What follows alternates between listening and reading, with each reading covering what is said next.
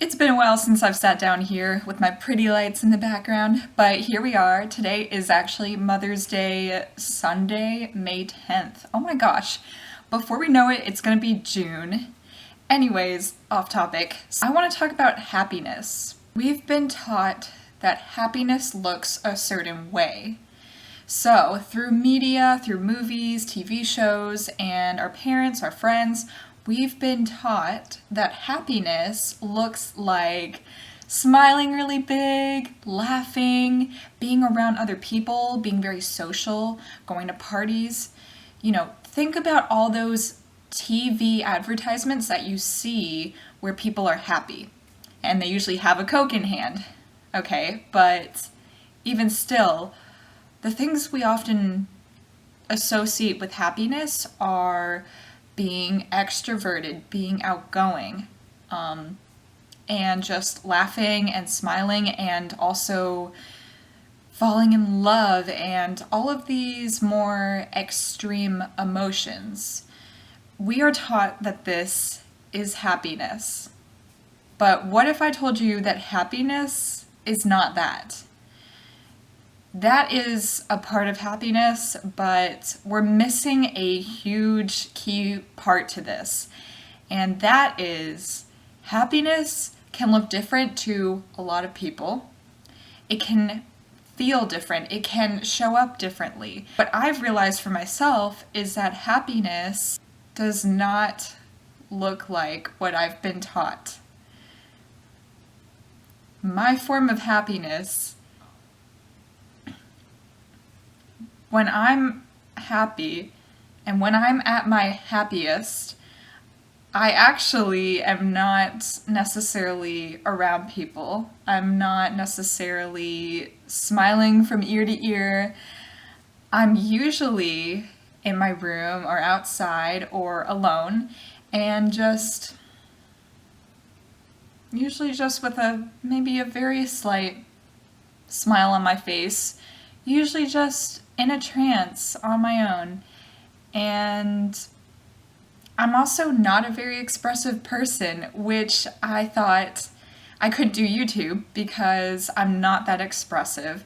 And even right now, I'm trying to play it up a little bit. I can be expressive when I'm passionate about something, but most of the time, I might actually be described as kind of a boring person. Not very expressive, not very emotional, at least around people. I can get emotional by myself. Most of the time, I don't even like to show a lot of expression or emotion, and I'm still understanding that.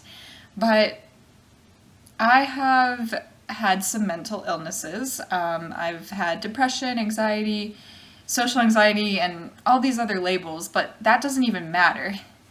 What matters is that I've been taught that my form of happiness, which is more so just being very content, being a little bit expressive less, letting my face rest and kind of just being at peace. People see me like this and they think that I'm sad or lonely or I need cheering up or something's wrong.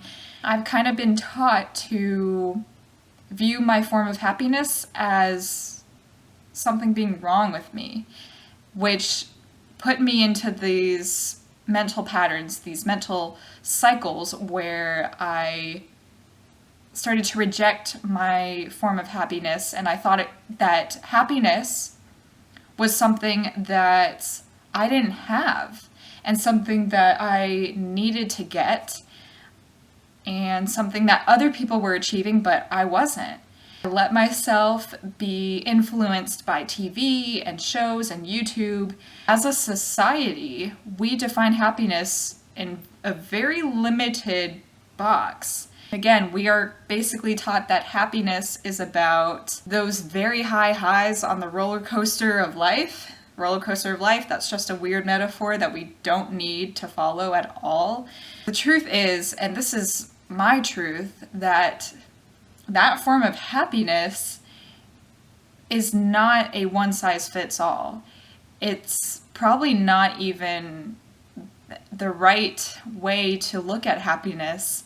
And maybe that's why we have a lot of unhappy people right now, is because we are defining happiness in such limited terms, and we are romanticizing extreme emotions, extreme pleasure, but on the other side of that is extreme displeasure. We emphasize that extreme part of happiness, putting it on a pedestal and then putting ourselves down here.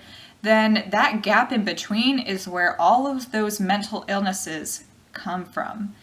That is where our stresses, our worries come from, is that gap that we put between ourselves and society's version of happiness. So what do? We need to question what society is teaching us. It's great when we're young to observe people and learn how to do things.